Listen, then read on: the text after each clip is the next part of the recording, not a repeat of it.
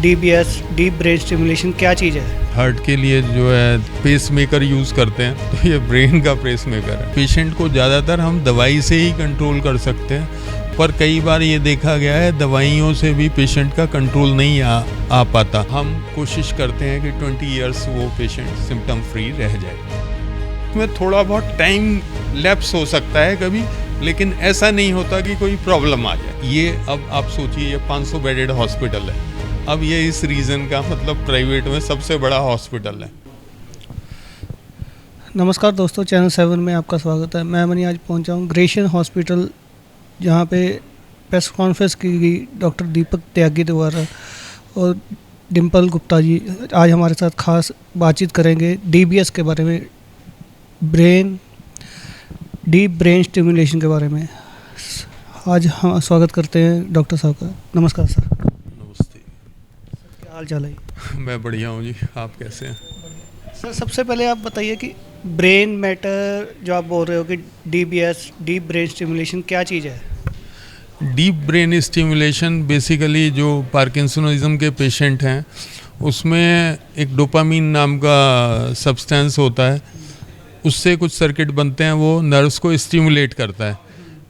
जो पार्किंसनिज्म है उसमें डोपामीन की कमी हो जाती है, तो उसका आगे स्टिमुलेशन जाएगा नहीं। उसको स्टिमुलेट करने के लिए एक इलेक्ट्रोड ब्रेन के अंदर लगाए जाते हैं और एक बैटरी लगाई जाती है, जिसे कि मैं हमेशा कहता हूँ कि जैसे हम लोग जो है हार्ट के लिए जो है पेस मेकर यूज़ करते हैं, तो ये ब्रेन का पेस मेकर है। Sir brain matter is a grey matter कहा जाता है ऐसे, तो मतलब कि कितना के ज़रूरी है जब बंदा विद एज, आपने भी कहा कि 60 ईयर और 70 ईयर के बीच में हम पेशेंट्स को लेते हैं। इसके बाद क्या प्रॉब्लम्स आती है कि अगर 70 साल के बाद आपके पास कोई पेशेंट आता है? हाँ, मैंने ये एक्सप्लेन किया था कि पेशेंट को ज़्यादातर हम दवाई से ही कंट्रोल कर सकते हैं, पर कई बार ये देखा गया है दवाइयों से भी पेशेंट का कंट्रोल नहीं आ पाता। उसको उठने बैठने में दिक्कत होती है, पेशाब करने में दिक्कत होती है, लेट्रिन करने में दिक्कत होती है, वहाँ से करके उठ नहीं सकता है। तो उस स्टेज में हम ये देखते हैं कि जो पेशेंट को जो दवाइयों को नहीं रिस्पॉन्ड कर पा रहा है, और जो है बीच बीच में मतलब जो है गैप्स आ जाते हैं कि पेशेंट जो है बिल्कुल ही रिस्पॉन्ड नहीं करता, तो उन पेशेंटों के लिए हमें ज़्यादातर जो है इस चीज़ की ज़रूरत पड़ती है। और उसमें भी हम ये देखते हैं कि पेशेंट में रिजल्ट्स अच्छे आ सकते हैं, और पेशेंट की फ़िज़िकल हेल्थ सही है, साइकोलॉजिकल हेल्थ सही है, तभी हम इस प्रोसीजर के लिए उसको रिकमेंड करते हैं। जिस पेशेंट में हमें लगता है कि पेशेंट रिस्पॉन्ड नहीं करेगा इसको, डीबीएस को भी, तो उनके लिए हम नहीं करते हैं। और जो आपने एज के बारे में बोला, तो उस एज में करना ज़्यादा सही रहता है, क्योंकि ये डिवाइस जो है, जैसे मैंने बताया कि एक वैसी बैटरी आती है नॉन चार्जेबल, जो कि 5 इयर्स तक काम करती है, और एक होती है चार्जेबल बैटरी जो कि 15 इयर्स तक काम करती है। तो हम कोशिश करते हैं कि 20 इयर्स वो पेशेंट सिम्टम फ्री रह जाए। सर जब भी कोई सर्जरी होती है, एनेस्थीसिया का भी रोल होता है। आपने भी बताया, जैसे रिम्पल मैम भी आपके टीम में हैं। मैम, आपको कभी कोई दिक्कत आई है पेशेंट को एनेस्थीसिया देते हुए? नहीं, देखो, ये वाले जो पेशेंट्स होते हैं ये हम पहले ही स्क्रीन कर लेते हैं। जब सर के पास आते हैं पेशेंट डीबीएस कराने, फिर ये हमारे पास भेजते हैं प्री एनेस्थीसिया चेकअप के लिए। उस टाइम हम इनकी सारी जो भी इनकी और बीमारियां हैं उनको पहले कंट्रोल करते हैं। अगर डायबिटीज़ है, हाइपरटेंशन है, कोई हार्ट की बीमारी है, तो हम सारी क्रॉस कंसल्ट्स लेके उसको ऑप्टिमाइज़ करते हैं। उसके बाद हम पेशेंट से मिलके उसका एनेस्थीसिया डोज डिसाइड उसी टाइम कर लेते हैं ड्यूरिंग द पीएससी चेकअप। तो ड्यूरिंग एनेस्थीसिया हमारा प्री डिसाइडेड होता है सारा कुछ, कि हमने इस पेशेंट को इतनी डोज इतनी देर के लिए देनी है। तो इस ऐसा कोई हमें दिक्कत नहीं आया। जब टीम काम करती है ऐसे में कभी कोई आपको प्रॉब्लम आती है कि कोई टीम मेंबर आप मिसमैच कर ले हो, कम्युनिकेशन में मिसकम्युनिकेशन हो जाए कि पेशेंट को? देखो, वो टीम ही क्या जिसमें मिसकम्युनिकेशन हो, फिर तो वो टीम ही नहीं हुई ना। टीम का मतलब ही वही है कि एक दूसरे के इशारे समझ में आए। So that's it. Anaesthesia ma'am basically, जैसे अब सर ने भी कहा, वेकन सर्जरी इसको है, अवेज सर्जरी है, तो बड़ा डिसाइडेड करके आपको करना पड़ेगा होगा कि कितना डोज, जैसे आप बता रहे हो। तो सबसे पहले मतलब आपके माइंड में क्या आता है कि अगर कोई चीज़ ऐसा कोई डाउट रहता है आपको सर्जरी के टाइम कि हाँ ऐसी चीज़ होगी, ऐसी चीज़ होगी, रिजल्ट्स के बारे में? अगर कुछ होता है तो हम ऑन द टेबल सर्जन से कम्युनिकेट करते रहते हैं। ऐसा नहीं है कि सर्जन अपना काम कर रहा है, एनेस्थेटिस्ट अपना कर रहा है। It is a two way communication. अगर हमें लगता है कि पेशेंट थोड़ा सा अवेक हो रहा है तो हम इनको रोक देते हैं कि थोड़ा डीप करने दो, या इनको लगता है कि अभी पेशेंट को उठाओ तो हम थोड़ा सा डोज कम करके, that is a two way communication. वो हम ऑन द टेबल कम्युनिकेशन चलता रहता है।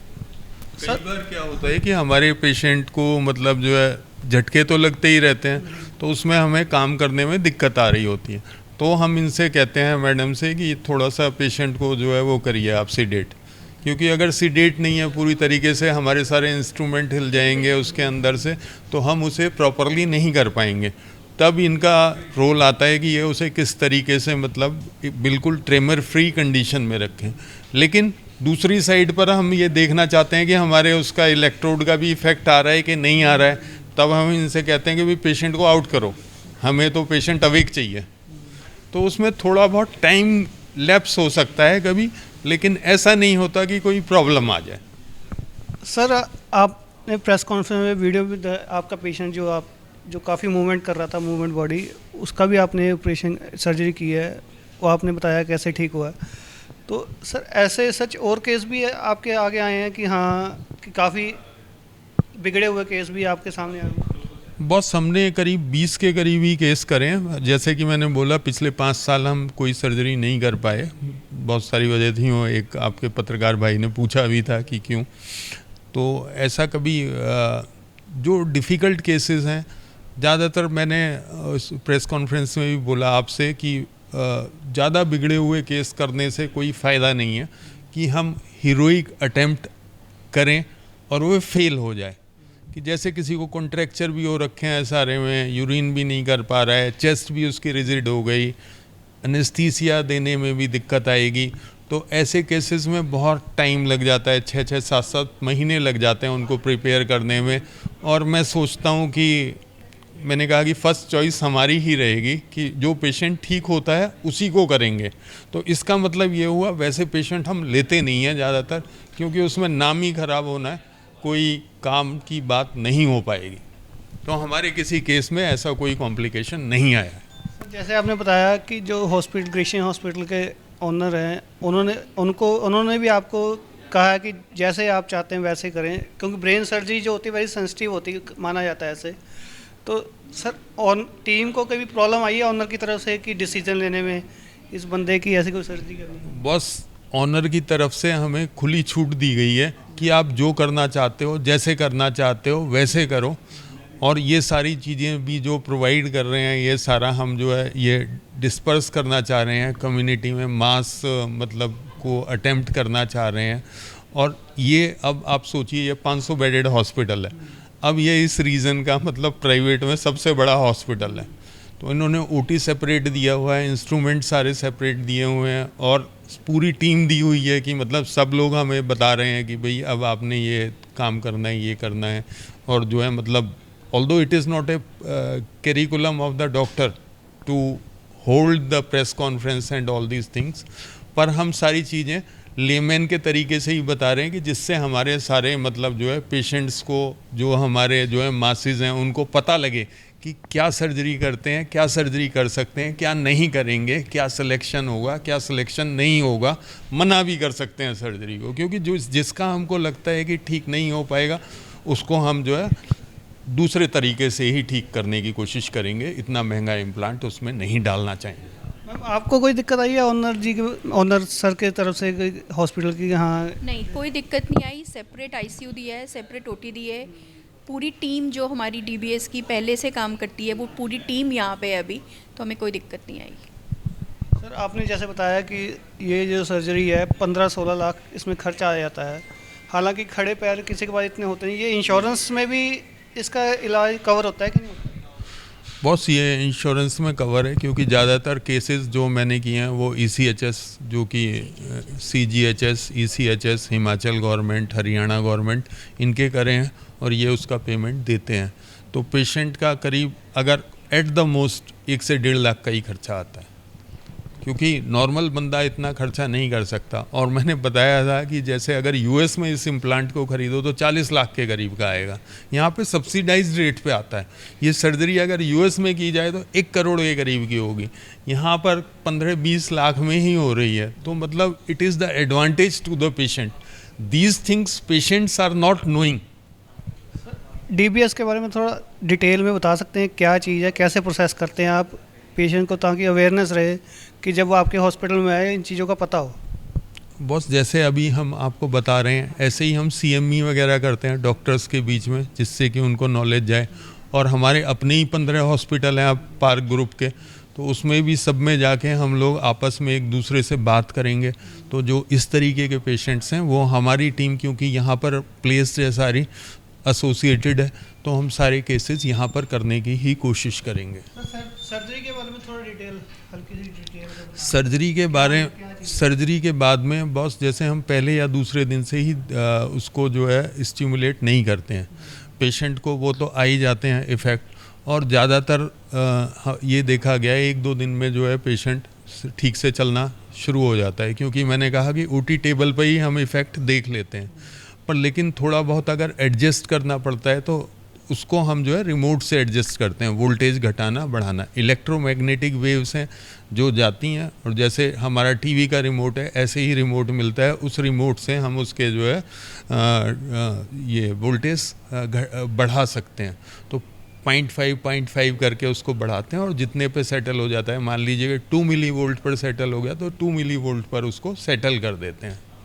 आफ्टर सर्जरी पेशेंट को डाइट सजेस्ट की जाती है, या वो नॉर्मल जो ले रहा है वो ले सकता नॉर्मल डाइट ले सकता है, क्योंकि इसमें कोई गट के ऊपर तो कोई फ़र्क पड़ता नहीं है, तो वो डाइट नॉर्मल वे में ही अपनी ले सकता है। है? आप कुछ कहना चाहेंगे मैम इसके बारे में? देखो, मैं तो ये कहना चाहूँगी, आप अपने आसपास देखोगे तो आपको if not less 30 to 40% people parkinsonism से ग्रस्त मिलेंगे। People more than 65-60 years of age, बहुत से लोगों के हाथ पैर हिलते हैं, जिससे उनका बहुत कॉन्फिडेंस लूज़ होता है, अकेले घर से नहीं निकल पाते, इमोशनल ट्रॉमा है, साइकोलॉजिकल ट्रॉमा है, सोशल कट ऑफ हो जाता है, तो वो लोनली बहुत फील करते हैं, बिकॉज उनको कॉन्फिडेंस ही नहीं होता कि हम बाहर निकलेंगे गिर जाएंगे, चोट लग जाएगी, बहुत से फ्रैक्चर्स हो जाएंगे, तो उनकी लाइफ बिल्कुल हैम्पर हो जाती है। सो उनको ये नहीं मालूम है कि इस टाइप की सर्जरी से कराने से उनकी लाइफ बिल्कुल आपके और हमारे जैसी नॉर्मल हो सकती है, and they can go back normally to their normal routine. Thank you so much sir, channel के साथ जुड़ने के लिए। Thank you sir, thank you.